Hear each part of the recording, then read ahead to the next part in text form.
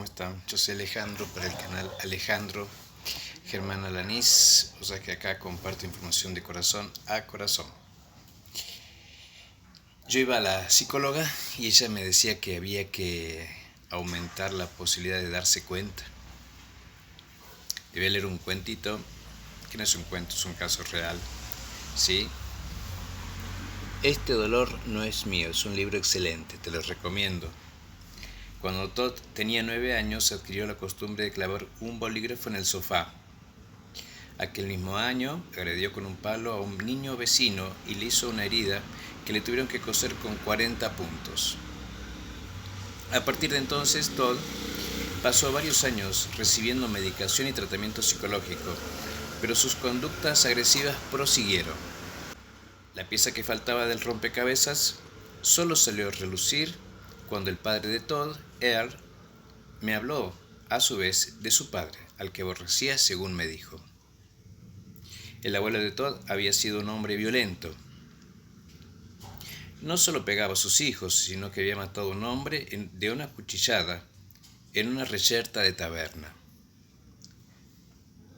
No lo habían denunciado y el abuelo había podido seguir viviendo a sus anchas, pero no así sus descendientes. Su nieto Todd había heredado, sin saberlo, unos sentimientos violentos que no eran suyos. Mantenía una conexión inconsciente con su abuelo. Una conexión que habría quedado oculta si no hubiera sido porque el padre de Todd había investigado el pasado de la familia. En una sesión de trabajo, él me reveló que el padre de su padre también había matado a un hombre. Y en la generación anterior, a su bisabuelo y a varios otros miembros de su familia, los habían matado los sicarios de un terrateniente del abuelo vecino. Empezaba a apreciarse una pauta. Él empezó a ver que su padre no había sido más que un engranaje más en la maquinaria de la violencia familiar.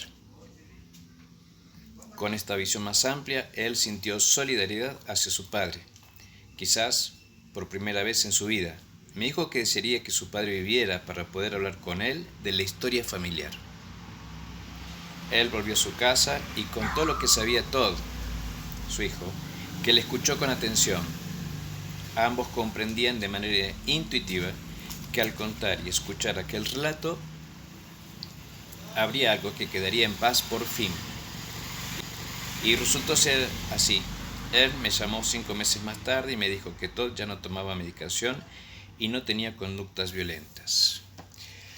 La idea que quiero compartir es que a veces nos pasan cosas que no son nuestras, ¿sí? Vivimos situaciones que no son nuestras, vivimos circunstancias que por ahí no tienen mucho sentido en mi historia familiar o en mi historia propia, pero podría ser por una identificación con alguno de mis ancestros.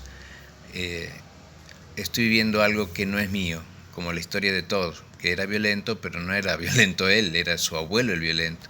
Y una forma de sacar a relucir esta historia era con la conexión de la historia del padre de Todd, con la de su papá, o sea, con su abuelo, ¿sí?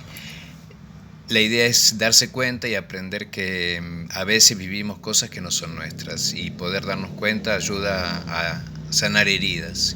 Y bueno, esta historia y este video es para tomar conciencia, ¿sí? Y sigamos sanando.